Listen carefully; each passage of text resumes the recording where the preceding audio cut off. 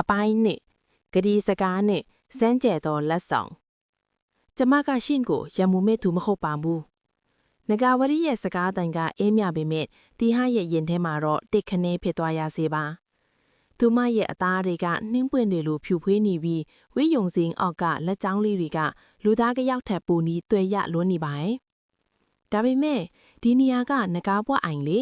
ရွာကလူတွေဆိုဒီနားကိုခြေဦးတောင်မလဲရဲကြဘူးမင်းကဘလို့လုပ်ပြီးတီဟစကားမဆုံးခင်မှာပဲငကာဝတိကကြောက်ဆောင်ဘော်ကနေအသားရဆင်းလာပါလေသူမလိုင်းလျှောက်လိုက်ကိုင်းမက်ခင်းပင်လေးတွေကပိုမိုစိမ့်လန်းလာတဲ့အောင်ထိမှတ်ရတယ်သူမကတီဟရဲ့ခါမှာချိတ်ထားတဲ့ဆေးမြက်တိုးတဲ့ပေါက်တူလေးကိုကြည့်ပြီးပြုံးလိုက်တယ်ရှင်ကဆေးမြက်တွေရှာနေလားရှင်ရှာနေတဲ့မြင်းခွာဆေးမြက်အဟောင်းတွေကဒီအိုင်ရဲ့အောက်ခြေကြောက်ကိုထဲမှာပဲရှိတာလူသားတွေလက်လန်းမမီနိုင်တဲ့နေရာပေါ့သူမကပြောဆိုဆိုနဲ့ရေကန်အဆက်ကိုသွားပြီးလက်ဝါးကိုရေပြင်ပေါ်ဖြန့်လိုက်ပါတယ်ခဏအကြာမှာတော့ရေပြင်ကတုန်ခါသွားပြီးရေပပေါင်းလေးတွေတစီစီတက်လာပါတယ်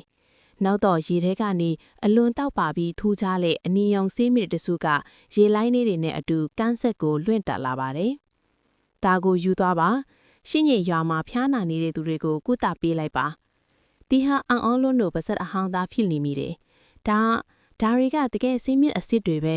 မင်းကဘာလို့ငါ့ကိုဒါတွေပေးရတာလဲငကာဝရီရဲ့မျက်လုံးတွေကရုတ်တရက်နှေးဆက်သွားပြီးလေထန်ကအနှင်းငယ်လေးလံသွားပါတယ်ကျမမှာအကြောင်းပြချက်ရှိပါတယ်ဒါပေမဲ့ရှင်ကျမကိုဂတိတစ်ခုပေးရမယ်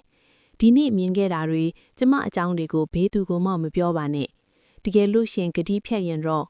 ကျမတို့နှစ်ယောက်လုံးအတွက်ဘေးဒုက္ခဖြစ်လာလိမ့်မယ်ဒီနာဟာသူမရဲ့တောင်းဆိုချက်ကိုကောင်းညိတ်ဂတိပေးလိုက်ပါတယ်